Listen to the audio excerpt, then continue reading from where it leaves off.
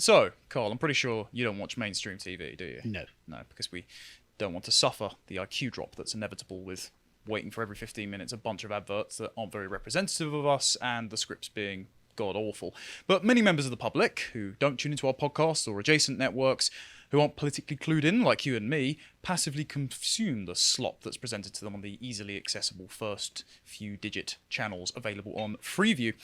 So it helps check in from time to time on how the boomers are receiving their worldview to understand why they're going to vote Labour in defiance of common sense. Here's our Coronation Street are calling us racists. And it seems to be almost directly us, either intentionally or inadvertently. So we've reached Doomcock levels of representation. Yes. Right, yeah. okay, great. Coronation Street is our She-Hulk. Okay. So we've actually covered this topic before. I covered it with Dominic Frisby a couple of months ago. Please watch the first part. It's quite relevant, actually, because the character that's mentioned in this is the person whose clip got us a community guideline strike from YouTube. Now, this won't happen this time. Right. But that character at the time was presenting vaccine misinformation and conspiracy theories. And so we played the clip to obviously talk about how it's a conspiracy theory, and we got hit down for conspiracy theories. Thank you, YouTube, for that. If you'd like to go to our website and sign up, you can see how the far-right character that they're presenting with this, next one please, John, is actually not far-right. He's far left. Yes, shockingly so, because Nazism and fascism are far-left doctrines, as you covered in Giovanni Gentili's Origins and Doctrines of Fascism. Well, just to be clear, they're revolutionary socialist doctrines. Yes. I will say, question of it. From this as well, you mentioned they talk about the state as I would talk about God. Yeah. I'm not a Platonist. Well, okay, as a a Catholic might, just well, St. Thomas Aquinas actually translated Aristotle, so I think there's an interesting rabbit hole. There. Yes, there is, but we won't. But yes, the point is, now. it is the deification of the state. There's no question of it. In many respects, and we, funnily enough, don't do that. So no. No correlation there, thank you very much. We're limited government constitutionalists. Yeah, I don't go around thinking about race all the time because it's not that interesting a topic.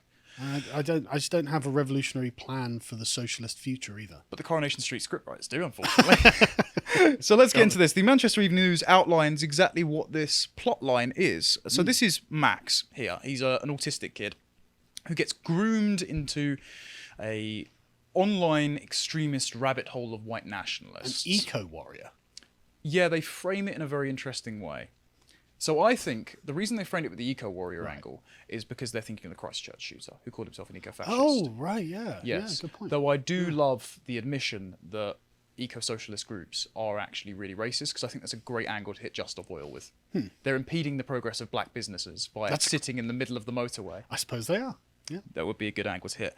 So they basically put the concerns of sensible Brits concerning immigration or cultural decay or so-called wokery, which is identity socialism, into the mouth of a violent extremist that beats up migrant children in the street. What? Yeah. So Coronation Street is set to explore a new grooming storyline, this time involving teen Max Turner. So that's the grooming storyline, is it? Interesting how they appropriate it. Yeah. Just you wait. Yeah. The last time the ITV soap tackled the issue, Bethany Platt, played by Lucy Fallon, was groomed for sex. Back in 2017, a vulnerable Bethany, then 16, was at the centre of a harrowing exploitation storyline, which saw the teenager fall deeper into the clutches of her much older boyfriend. Would you like to guess the boyfriend's name of a grooming storyline in Manchester? I already know it's not going to be Mohammed. Nathan Curtis. Yeah, there we go. The harrowing plot aired around the same time as millions were gripped by BBC's dramatisation of the Rochdale grooming scandal, Three Girls. How dare you? How dare you? Okay, it's exactly what I'd expect. Exactly How what I'd expect. utterly contemptible. You know what? The grooming gang scandal in Rochdale, that's an English problem. Yeah. Not an overwhelming representation. Why would Englishmen do this? Pakistani Muslim men who said in the dockets in between shouting Allahu Akbar, we did this because they were white whores. That's and if despicable. you speak to any of the victims, they'll tell you there's a racial aspect to this. Yes. But never mind. Yeah, never mind. We'll check in on that storyline from a couple of years ago, shall we? If we go to this article, please, John, on the next one. Basically, despite the huge age gap, Bethany lost her virginity to Nathan, and shortly afterwards he was seen talking about preparing her for a group of his sick friends. At a party held in his flat, Bethany was introduced to a room full of strange men. I'm not sorry, I don't mean to laugh, but it's just such a caricature. Yeah. Like, what was Nathan doing? He was going to the mosque or something. Like, sorry, what? No. Like, this is just such an awful thing. Yeah. Well, they recently did an EastEnders, completely unrelated. I didn't have anything on it here, but we covered it in the last one with Dominic. A character who went to prison for murdering his sister, converted to Islam in there, became really peaceful, and then dated a girl whose brother and dad were far-right extremists who wanted to bomb a mosque and radicalise the moderates. Right. Okay. Yeah. That's amazing. What amazing. Absolutely happens, of Yeah. course. At a party held in his flat, Bethany was introduced to a room full of strange men and befriended Mel, who viewers knew was aware of Nathan's intentions. In particular, one of his pals, a crooked policeman called Neil. So the police are involved. A white policeman is grooming girls. What was the name of the Pakistani policeman who was convicted for grooming? I can't remember his name offhand. It wasn't Neil. No, it wasn't Neil. It was a Pakistani name. Clive or Pete or another English No, name by any chance? No.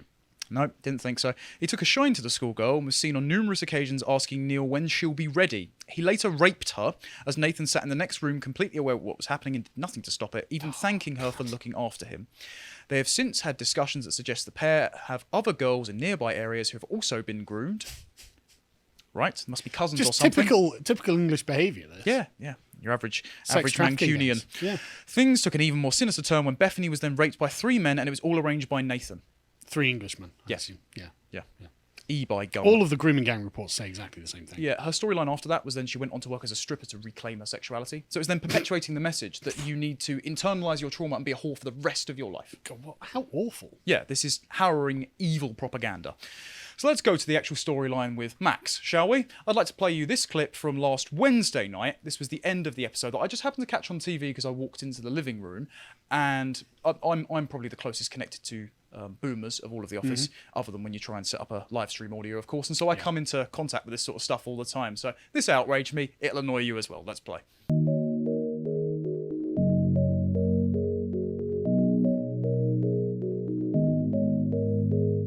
So that's very representative of what goes on every day in Britain, isn't it? Never happens the other way.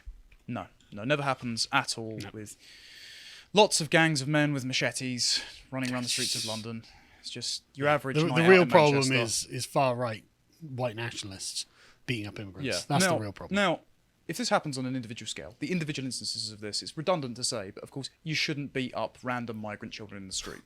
No. Yeah. Shocking. We have to condemn this in this day and age. But it doesn't really happen, does it? Not all that often. No. I can't really remember hearing of an example of it. No. And we'll have to listen to Darian's sob story to see how representative of his life as an immigrant coming to the UK is. Because Darian is an asylum seeker from Iraq. Let's watch what happened to get to the UK. Very sad. Well, I thought that was quite effective propaganda, actually. I can see from many a boomer or woman at home being persuaded by I that. agree with that. It's the interjections of affirmation saying, "Oh no, continue. Oh, it's harrowing." That is to prime you to be incredibly empathetic, of course, but it's very exaggerated. Now the story is very sad, if true. How representative do we think it is? We talk about representation a lot. Do we think it's accurate to the majority? No, not terribly. The Albanian men that mainly come over now? No. Or the Albanian women, for example, who, as you said, it's never the other way around, who slit the throat of a young girl on Mother's Day, age 7, in the park. In Manchester, funnily enough. So just in Bolton, just But up that's the the road point, where isn't Corrie's it? Coronation Street is presenting an entirely unvarnished narrative of good and pure and innocent and blameless migrants who've done nothing, even though that's not true. Oh, well, of course, they all come here just to immediately start work and not, come in 2014 and spend now 8 years here. Yeah. They come here to get beaten up by the far right. Yeah, of course, and definitely not in the next one, rape children in hotel housing asylum seekers, or rape children in the swimming pool in the next one, or rape them in the toilets of a refugee centre. Sexual emergency one. Yeah, they just keep going. Rape in another refugee centre as well. It's just a long list. And so, of course, we wouldn't accuse Darian, this character here, of doing something as untoward. But no, they've found the one migrant who does. Yeah, if you have an unvetted immigration system of people pouring across the channel for economic incentives, you're going to get people who take advantage of British compassion and violate children. So, in very much the same way that children shouldn't be beaten up in the street by the far right, children shouldn't be raped by people that shouldn't be here. I think that's it's a really radical centrist position, I'm sure. It's very controversial to say. Yeah. Unfortunately, speaking of controversial people, if we say that sort of thing, we are the equivalent of Griff here. Griff, the anti-vax racist. Let's listen to his rousing speech in the community Disgusting centre. eco-warrior. Well, unironically, yes. Let's play. The eco-warriors is just a Trojan horse. But I do want to point out, Number one, he looks like an aged Andrew Tate, but I think his personality is probably based on Mark Collett. He looks like he's from Armenia. Yeah, he doesn't. He's a white nationalist. Doesn't look Does like he qualify? No. Just like Hitler wasn't very Aryan, was he? Point of view. Yeah. Should we see the follow up to where obviously that's framed in the environmental narrative, but this sounds like something anyone who reasonably objects to mass migration or race socialism, for example, like the Germans perpetuated, would say. But they've put it in the mouth of a man we've already seen as the ringleader of those guys who beat up the refugee the night before. Oh right. Okay. Let's play. Why did they make him make a series of really good points, and then the person who's supposed to contradict him make really bad ones? They could have written anything. Yes, because he could have been a jobless loser. Because they genuinely believe in what Maria says. Of course, I'm going to call you a racist. So in order to poison the well, they have to put it in the mouth of a man who we just saw last night beating up a child. Sure, but nothing he said there was objectionable. No, that was all correct. Yeah. So when he says white working class as well. You can make the point Coronation Street saying, look, I'm not beating up enough migrant children? I mean, what are they saying? Yeah, inadvertently encouraging the far right. So when he says white working class, literally the BBC and multiple government agencies do exclude you if you're a straight white man. Yes, there are lots of health tourists. Yes, mass migration is unsustainable. Yes, Northerners aren't taken seriously by the Southerners. Hence why the red wall flipped for Boris, thinking that he was going to be a Brexiteer. Unfortunately, he wasn't. The idea that these aren't concerns of real people... So they just have to be dismissed out of hand as you're secretly a Nazi if you believe. I'll call you a racist. Oh God. Yeah, and this is the funny thing about. I just wanted to interject here. I'm not taking lectures on who is secretly a Nazi from the people who accepted in the grievance studies hoax a retranslated passage of Mein Kampf that switched out Jews for men. Yeah. Into a leading feminist journal. I'm just not taking lectures from you when you don't understand the consequences of your own ideology. This was James Lindsay, wasn't it? It was. Peter Bogho's and Helen Pluckrose, James Lindsay. James Lindsay, who has been reinstated on Twitter. Brilliant. Yeah. Love to get his take on these clips. So I just thought we'd go to the next one, shall we? That previous clip, the guy was not saying anything inaccurate at all. No. But they obviously have to put it in the mouth of an objectionable human being to dismiss your concerns out of hand. Unbelievable. Okay. Conflation fallacy. Yeah. So he gets challenged on these issues, of course, by Roy. So if we play this next clip, John. I'm with Keir Starmer. We shouldn't keep poaching foreign talent overseas for our NHS. I've made this point for years. It's neo-colonial. But who, Roy, who is demanding all of these doctors from the NHS? Who are they serving? Yeah, especially considering maternity wards. Well, 52% of women over 30 who are British-born don't have any kids. So who's... And I'm fine for people to have all the kids they like. It's just we just got to start telling the truth about how much money mass migration costs us, as Roy endorses in the following clip. But also, why do we need so many foreign doctors? Well, if we didn't have so many foreign people here, like 15% of the country is foreign-born, then yeah, we're going to need like 15% more doctors. Yeah. It's just... But numbers are racist, Carl. Yeah, of course. Sorry. And apparently... Let me go beat up a migrant child. And apparently, if you raise concerns to the police about infringing freedom of speech, you're also a racist. Oh. And this is what really annoyed me. Let's play this, shall we, John? Context there. You know the police officer who walked up and spoke to them? Do you remember the girl I said about that was groomed? Yep. He was the boyfriend of said girl.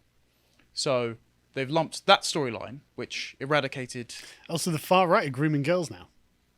Well, actually, one of the reasons Max is being groomed is because they've given him a girlfriend that's part of the group. Oh, right. Yes. Also, that's obvious well poisoning because that almost exact same thing happened to me, but for actually a speech issue. And the exact same thing happened to Harry Miller and Lawrence Fox and countless other people, like the gentleman who called police officers a end of piece of male anatomy and was pepper sprayed in the face in his own front garden. Oh, yeah. So this is happening pretty frequently across the country. But if you complain about it, if you film it like I did, if you lodge a police complaint about the number of officers who were filming me and getting ready to tackle me to the ground if I said another word that they had overheard and misinterpreted, then you're a secret Nazi. Screw you. Go to hell. No thank you. Don't you dare conflate me with that. Okay. So, turns out though, if you complain about it, you shouldn't have a livelihood. So, a couple quick ones. This is the immediate aftermath in the cafe, in Roy's cafe. Bear in mind as well, Roy is famous as a character for marrying a trans woman. Oh. So they decided to make him the paragon of virtue. Yep. Let's go. Remember, deplatform him. She's a counsellor. Yeah. So she's saying, I want to take over a private business and make sure that it deplatforms him. And it's priming the boomer audience for, we'll have freedom of speech, but not freedom of reach. It's not freedom from consequences. Remember, we can apply whatever consequences we like to your speech. Yeah. So then what ends up happening is all the video footage they take, they edit it to make Roy look bad. They make it look like he's Joe Biden babbering with dementia and that he's unfairly prosecuted by the police for speech. They cut it up and put it online as misinformation. So then the clip gets showed to Roy and David, Max's stepdad. If we play the second to last clip here, please. How are they not worried that this is going to radicalise people in favour of Griff? Well, especially if you've only seen that episode Yeah. out of context, the one last night where he beats up the migrant child. Yeah. Or if you're just seeing these clips randomly online. So this is the culmination of the story thus far, because it's not on till tonight. Right. Okay. David goes to confront Griff, and this gentleman here is Spider, and he's an undercover police officer infiltrating the group, of course, and monitoring them. So he's with Prevent. Could be spending his time on Islamic extremists, but, I suppose the far right just blowing up children's pop concerts left and right. So let's look at this confrontation and see where the narrative goes, shall we? Now, in the context of the show, he's also been a really bad, absent father at times. He's been involved in all sorts of trouble with some illicit characters who he probably shouldn't have brought into his home. But he is progressive, so, you know. Yeah, well, also, just the language they put in Griff's mouth as being, snowflake woke agenda, obviously written by a boomer who has a low-resolution view of Twitter, but...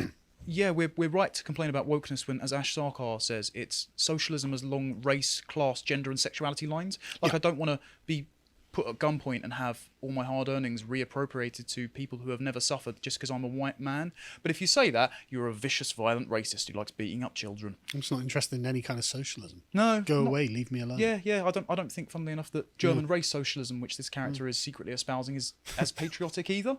I'm moderate. I love your racist lies. Well, what did he say that was a lie? Or even racist? Yeah, outwardly. You actually had to put the storyline in and precede the ground that he was beating up kids. Yeah. Otherwise, we wouldn't have any leg to stand on to actually critique him. Like he says, the media and banks are controlled by a secret cabal. And they're saying, it's an anti-Semitic trope. I don't happen to remember Klaus Schwab being Jewish when they literally say, we control the financial sector. Yeah. We penetrate cabinets. Yeah. Okay. It's just an anti-Semitic conspiracy theory to say that they want to terraform the economy because they hate you towards wokeness and environmental issues, I'm sure. So after this, of course, there's a bunch of Ofcom complaints. I made one myself. To be fair, this is probably not going to go anywhere because Ofcom's an apparatus of the regime. However, they're forced to address it in the press if you do it. So if you do feel like doing that, here's the webpage for that. Let's go over it. You've seen the clips now, so you are actually informed. You're an informed viewer. You're entitled to make a complaint. Exactly, and they have to contend with it. And even if they don't, it just shows more proof that it's adherent to the narrative. Now, I just wanted to say this, because I spoke about this on GB News with Mark Dolan on Friday, and Charlie Lawson, who's a former Coronation Street actor, who's a very nice fella, and he said something very interesting. He said the writers don't have a choice. If a command comes from on high, they have to follow it. Yeah. So who's on high? Well, let's have a look, shall we? First of all, it's the BAFTAs. So they've got this thing called Albert, and it's pushing sustainability into content and the production booths. So behind the scenes, changes are being made to weave sustainability requirements into the commissioning process, with many of the media brands making those considerations mandatory for editorial and production itself. Karis Taylor, director of Albert, said, "We're excited to see the progress being made across the industry and all genres, but that the industry needs to go further and faster still."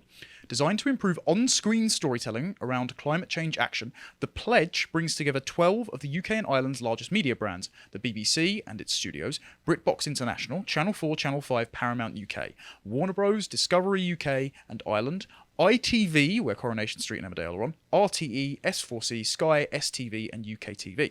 In the last year since the pledge was signed, Albert has worked closely with commissioning teams to embed sustainability at the very beginning of the production process, providing bespoke editorial training to over 1,000 people since 2021, and launching a new editorial engagement tool freely available to help those working in TV and film to help consider new ways to bring climate storytelling into their programs. So is this why he's an eco-fascist rather than just being a regular fascist? Yes, and it's also why during COP26 all the soaps crossed over and shared characters. Right. Goes to the next one.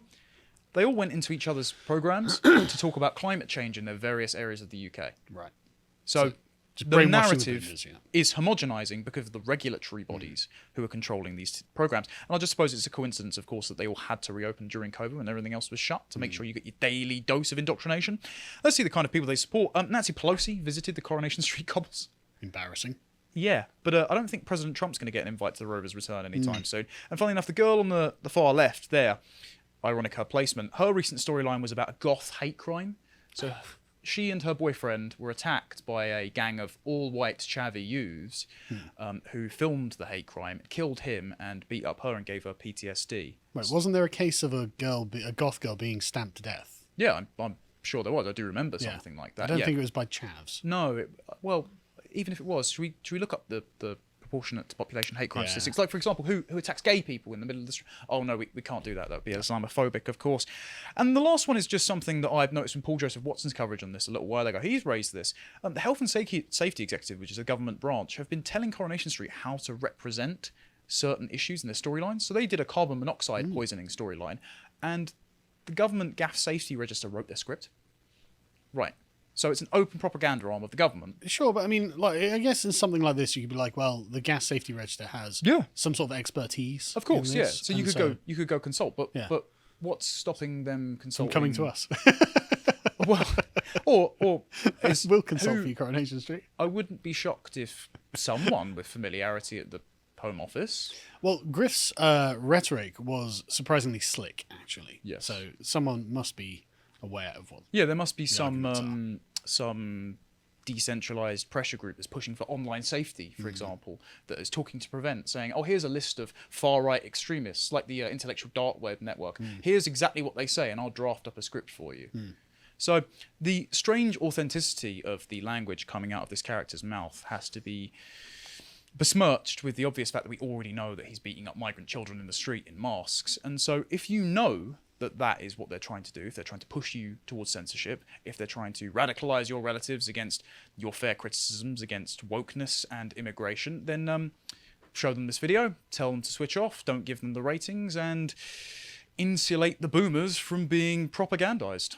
Isn't it interesting, though, how at no point are they capable of actually refuting Griff's rhetoric? Yeah, my dad did sit there and watch it and said, well, he's right about the NHS. Yeah. I mean, he makes a series of actually good points, and then all she can do is say, you're a racist. It's like, well, look, I'm still telling the truth. And he was telling the truth. And they're like, oh, you're lying. Yeah, the truth makes you a Nazi.